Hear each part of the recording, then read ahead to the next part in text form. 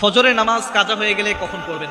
এই নামাজটা কি যখন আপনি ঘুম থেকে উঠবেন তখন পড়বেন, নাকি এটা জোহরের সাথে মিলিয়ে পড়বেন? আসুন আমরা এই বিষয়টাকে জানার চেষ্টা করি। মনে রাখবেন, ফজরের নামাজ তো সেই নামাজ যেটার বরকতের জন্য রাসূল সাল্লাল্লাহু আলাইহি ওয়াসাল্লাম স্বয়ং দোয়া করেছেন এই ফজরের জন্য। এরপর ফজরের পরে যে নির্মল কোমল এবং বাতাস যেটা হয়, সেই বাতাসের ভিতরে মুনাফিকের কোনো ঘ্রাণ পাওয়া যায় না।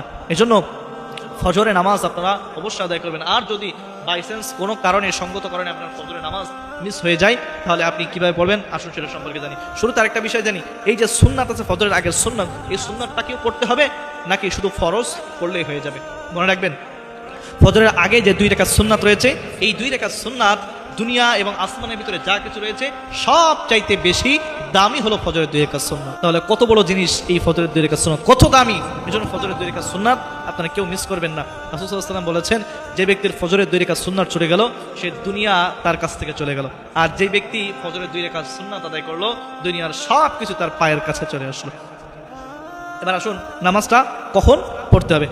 অনেক সময় এরকম হয় যে আমরা ঘুমাইছি বা অ্যালার্ম একটু দেরিতে ঘুমানোর কারণে, খুব বেশি ক্লান্ত থাকার কারণে আমরা এই নামাজটা পড়তে পারি না। হঠাৎ করে আমাদের ঘুমটা ভাঙলো। যদি আপনি ঘুম ভেঙে দেখেন এমন অবস্থায় সূর্য কেবল উঠতেছে, তো এই সময় আপনি নামাজ আদায় করবেন না। কারণ 3 সময় নামাজ আদায় করা এটা হলো হারাম। একটা হলো যখন সূর্য একেবারে উঠতেছে, লাল লাল ভাব আছে এমন অবস্থায়, এবং একেবারে যখন সূর্যটা মাথার উপরে আছে সেই সময়, এবং যে সময় সূর্যটা ডুবে যাচ্ছে লাল একটা আবরণ আছে, এই সময়, এই 3 সময় নামাজ পড়া যাবে না। এরপর আপনি বাকি সময় আপনি নামাজ পড়তে পারবেন যে কোনো সময়।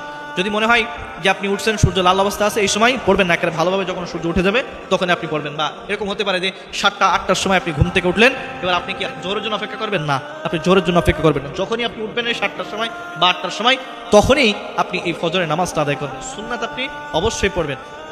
সুন্নাত পড়ে এরপরে আপনি 2 রাকাত ফরজ নামাজ আদায় করে নেবেন।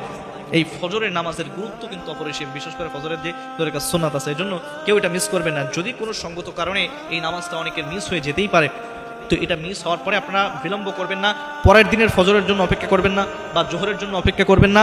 আপনারা ওই যখনই ঘুম থেকে উঠবেন, আপনারা ওই সময়ই এই ফজরের নামাজটা আদায় করবেন, সুন্নাত সহ আপনারা নামাজটা আদায় করবেন।